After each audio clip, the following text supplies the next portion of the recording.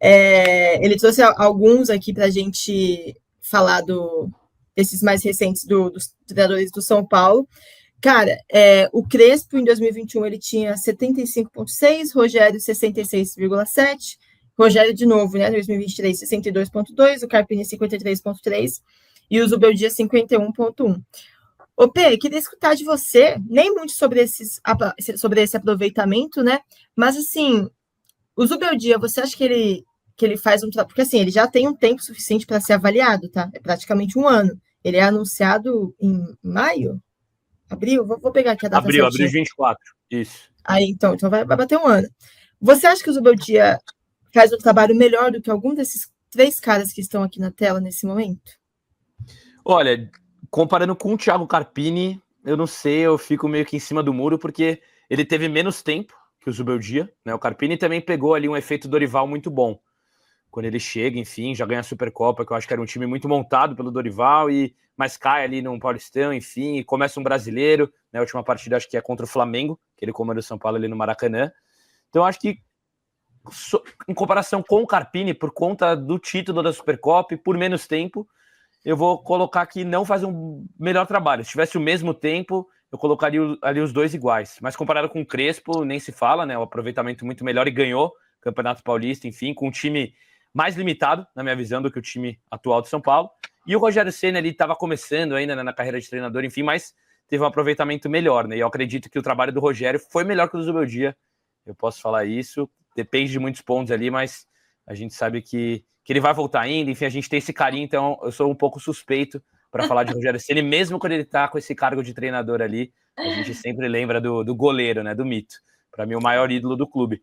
Mas o Zubeldia é isso, como você trouxe, tem um ano de trabalho praticamente, e a gente está falando agora da marca negativa nos 15 primeiros jogos dessa temporada. Então se a gente estivesse falando de 24, que a gente até falou, pô, ele não tem pré-temporada, chegou ali e conseguiu pelo menos chegar nas quartas de final das Copas, e não era momento de teste, então com certeza, tá bom. Quartas de final ali, não era momento de teste, e mesmo assim testou, colocou o William Gomes ali em umas partidas, mas também, na minha visão, queimou ele quando ele tira daquele jeito contra o Botafogo.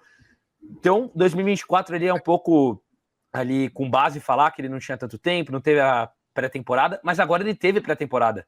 Ele teve até uma pré-temporada na Flórida, com 2 partidas amistosas, que lá ele poderia ter usado até um pouquinho melhor, acho que os jogadores, tem até o Igão que viaja e não joga. No Campeonato Paulista, para mim, a Pri fala, e eu concordo com ela, meio que não valeu de nada para o São Paulo, meio que a temporada está começando agora. Então, para mim, essa marca negativa reflete muito no trabalho, sim.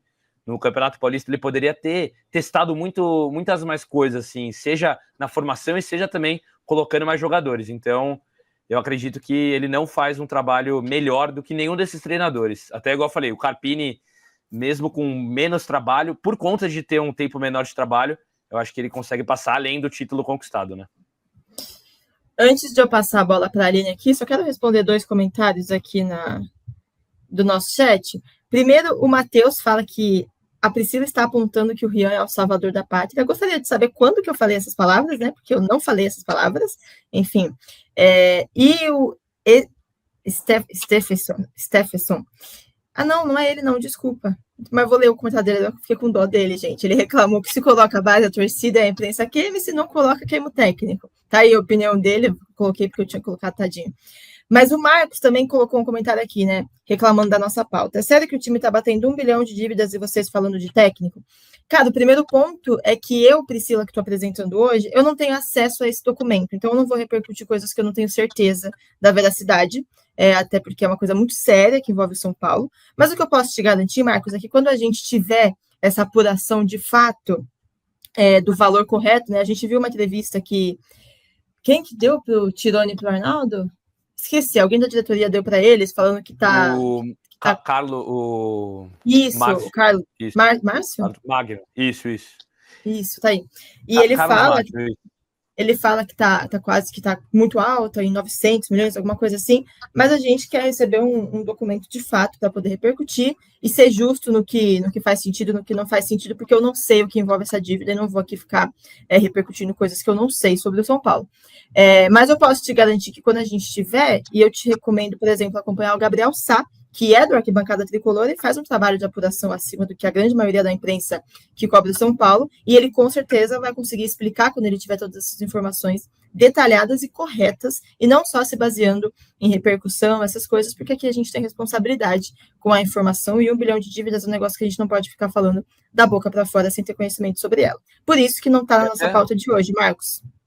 E até um ponto, Pri, eu acho que com certeza, tendo, né, cravado essa dívida de 1 bilhão, enfim, a gente tem que repercutir aqui, independente se a gente não consegue cravar que é 1 bilhão agora, a gente sabe que é uma dívida gigantesca, que aumentou bastante, está aumentando, né, nesses últimos anos agora, mas a gente está falando de treinador, que eu acho algo independente da dívida do São Paulo, eles estão recebendo salário, teve ali uma questão de atraso, enfim, mas o Zubeldia recebe uma quantia por mês alta, e a gente está questionando o trabalho dele, né, com os jogadores que ele tem, o desempenho do São Paulo, então a gente sabe que os bastidores está tudo zoado no São Paulo, tudo, mas a gente está falando de algo também super relevante, né? Que para a temporada, e só corrigindo, eu falei Carlos Magno, mas é Carlo Magno, confirmaram aqui no chat para a gente, nosso João. Márcio Carlo Magno, do São Paulo, que deu a entrevista ali pro Arnaldo Tironi, Pri. Boa, perfeito. É isso, exatamente. Não tem nada a ver de a gente estar errado de falar de técnico, ou se a gente não. Se a gente estivesse falando só da diretoria e não falasse do técnico, seria um problema. Se é ao contrário, também é um problema. Mas a verdade é que o técnico a gente consegue assistir, a gente vê o trabalho dele, a gente vê as opções dele. A dívida a gente precisa ter acesso ao documento para entender do que de fato se trata essa dívida, de onde ela vem, enfim. E eu admito que não tem problema nenhum de falar que eu não tenho acesso a isso nesse momento. Enfim, seguindo aqui... e só lembrando aqui, ó, na verdade, 7h30 hoje tem o Papo com o Sá. O Sá que é o craque, já falei aqui, ele sabe tudo sempre, quando ele não sabe, ele vai atrás, ele consegue as coisas com muita veracidade. Então, recomendo vocês assistirem hoje, por exemplo, que ele vai falar de notícias que a gente está falando e de mais notícias também, até o período da noite aqui no Arquibancada Tricolor. Diretamente de Córdoba, hein, Pri? Gabriel Sá que tá rumo à Argentina ali. É verdade. Ele já foi? Acho que já estava no primeiro voo ali, já estava no avião. Então, Gabriel Sá, direto da Argentina hoje à noite aqui, tem que honrar a audiência internacional aqui da Arquibancada Tricolor. É aquele momento que a gente reza pro Wi-Fi do hotel ser bom, né, Pedro? Exatamente. Aline, queria escutar de você também sobre esse dado que a gente colocou aqui na tela dos técnicos, né? E se você acha, e aí pedindo para o chat também mandar aqui, que o Zubeldia faz um trabalho melhor do que algum desses 3 últimos técnicos do São Paulo. Cara, eu acho que talvez que o Carpini. Eu acho que é o único que eu colocaria um trabalho melhor, porque o Carpini, na minha opinião, ganhou ali a Supercopa, quebrou o tabu com o trabalho que veio do Dorival. Um time que estava jogando ainda do jeito que o Dorival gostava, né? Quando ele começou a mudar, quando ele começou a implementar o jeito dele dentro de campo, não virou, né? E aí a gente sabe que não durou muito e ele saiu. Então, acho que o Carpini é uma vírgula dentre esses nomes aí. Agora, o resto, eu acho que realmente o Zubeldia tá abaixo. E a gente tem que falar de técnico aqui, né? Porque, vamos lá, a gente tá no começo de temporada, amanhã tem Libertadores, né? Super importante. A gente tá vendo os números do São Paulo. Não adianta nada, amanhã tem Libertadores, a gente tá vendo o time como é que tá dentro de campo. Vamos falar agora de dívida, é hoje que a gente tem que falar da dívida, sendo que tá todo mundo sabendo já há um tempo, que a gente já falou isso aqui no Arquibancada, né? Que o São Paulo tá com as suas finanças complicadas, que tá piorando. Eles ainda não divulgaram o boletim bonitinho pra gente, também não tem como a gente fazer milagre. Hoje é dia da gente falar de campo, é dia da gente falar dos jogadores e do trabalho do Zubeldia, que, na minha opinião, nesse começo de ano, é um trabalho baseado no medo, assim, de não responder, da pressão aumentar. Porque, nitidamente, né, o Crespo, ele ganhou o Campeonato Paulista com um time limitado, tudo bem, ele estourou todos os seus jogadores, né, começou com o titular do começo ao fim, porque queria ganhar um título ali com o São Paulo. O Zubeldia, eu sinto que ele tem uma pressão, ele quer ganhar, ele perde algum jogo com o time titular, ele não tem mais coragem de colocar a base, é isso que eu sinto dele.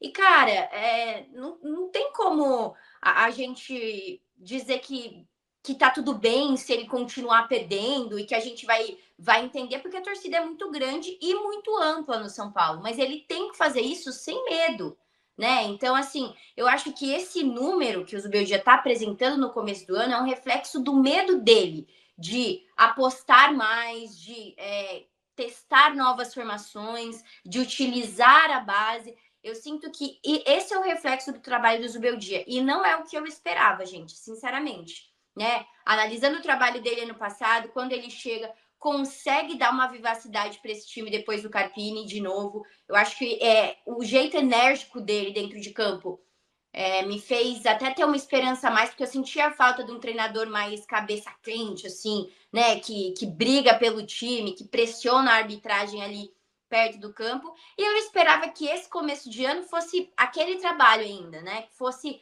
mais daquilo. E não, hoje eu sinto um Zubeldia mais medroso. E para mim esse é o reflexo, né? Os números são o reflexo dessa escolha dele durante esse começo de temporada. Eu não acho ele pífio, Pi. Eu não posso dizer para você que eu falo, amanhã tiro o Zubeldia, ele é uma grande M para o São Paulo. Mas desses nomes que você passou, eu só vejo ele fazendo um trabalho melhor e mais conciso que o Carpini. Os outros, eu sinceramente acho que são técnicos melhores.